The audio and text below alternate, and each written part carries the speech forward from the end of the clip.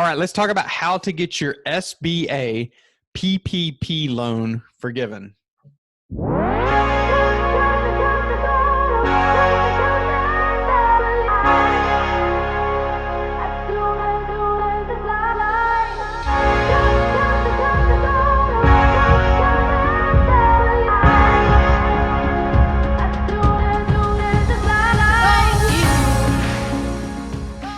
Hi, guys. Thanks so much for joining me. That sure was a lot of acronyms. The SBA being the Small Business Administration, the PPP loans being Paycheck Protection Program loans. And what those are is they are part of the CARES Act that was passed in the United States when coronavirus started really impacting businesses and they were having to be closed down. The U.S. government wanted to provide some funding to help small businesses survive this economic downturn. It was done in a couple different phases of hundreds of millions of dollars. The first round basically ran out of money within days of being launched and people applying for it. And so the government then came back and put in another round of funding. I think all told, it was somewhere between $700 and $800 million in potential loans. So the beautiful part of the PPP program was that up to 100% of the loan proceeds could be forgiven. So it's just a wonderful thing. It was almost like free money for a lot of folks. And even the portion that was not forgiven was at a ridiculously low interest rate. So the question for a lot of folks these days is, now that the program has stopped accepting new applications, they stopped on August 8th accepting new applications for the PPP program.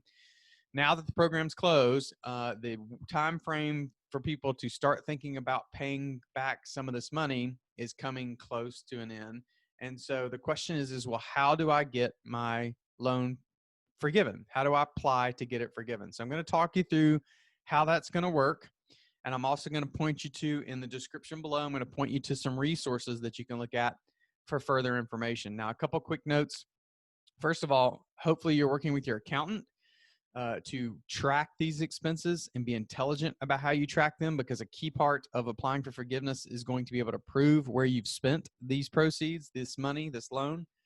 And then secondly, just know that if I wanted to cover all the details, it would be a really long video. So I'm going to point you to the resources in below. One of the things I recommend you do is search for the most recent ruling on this from the SBA. So you have the most recent information.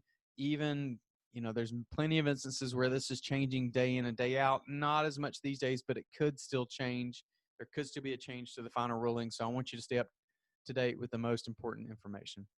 So how do you apply to get this forgiven in the first place? Well, one of the key things to remember is that you need to go back to the lender that gave you the loan, not the SBA. This program, this PPP program, is part of the traditional SBA 7A program. Man, it's a lot of acronyms. It's part of the 7A program. And the way that works is you go through what's called a preferred lender. So most of your large banks are preferred lenders. Plenty of community banks are preferred lenders, and credit unions and other financial institutions are preferred lenders. So are some of the online marketplaces. So what's an online marketplace? Well, if you're familiar with the concept of LendingTree, they take your mortgage loan application and then they put it in front of multiple lenders at the same time. There are business loan marketplaces like that. Some of the more popular ones are OnDeck, Kabbage, and Fundera. I do personally have a relationship with Fundera. That's the platform I use to help a couple of businesses apply for their PPP loan. And they put those PPP and traditional business loans in front of multiple lenders at the same time and kind of have them bid on it. Gives them a better chance of getting approved. You want to go back to the lender that gave you a loan, not the SBA and not the online marketplace that you applied with. So if your loan was done through Crossbank or someone like that, US Bank, Wells Fargo, go back to the actual lender that you closed your deal with to ask for forgiveness. What you're going to take them is a couple of things. The first thing is a form from the SBA called the 3508 or 3508EZ. And what that is it's a couple of pages of form, and it helps you line out what you're asking to be forgiven. So the first page takes you line by line, category by category, and you'll list things like payroll, right? So part of the PPP program was forgiving payroll expenses. It was also to forgive mortgage payments on mortgage loans. Rent or lease payments was part of it. Utilities was part of it.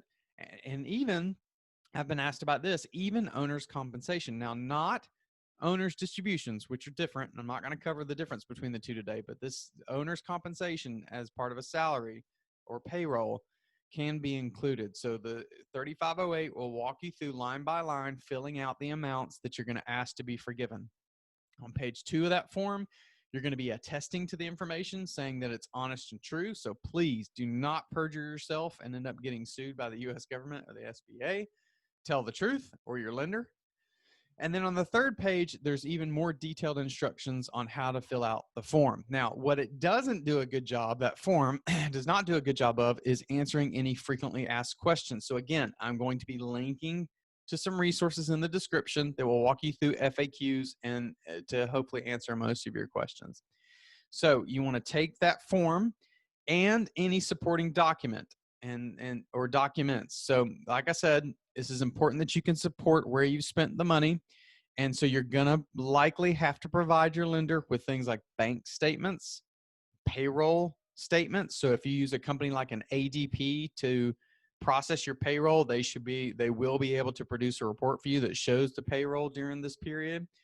Utility bills, canceled checks, any documentation you can think of that supports that you spent the money on the appropriate categories as part of the PPP program to support the amount that you're asking to be forgiven is going to be really important to include, because if you're not able to support where those dollars went, you're leaving quote unquote free money on the table and it will not all be forgiven. So provide that information, take it back to the lender that you closed your loan with, and then they will process the forgiveness with the SBA on your behalf.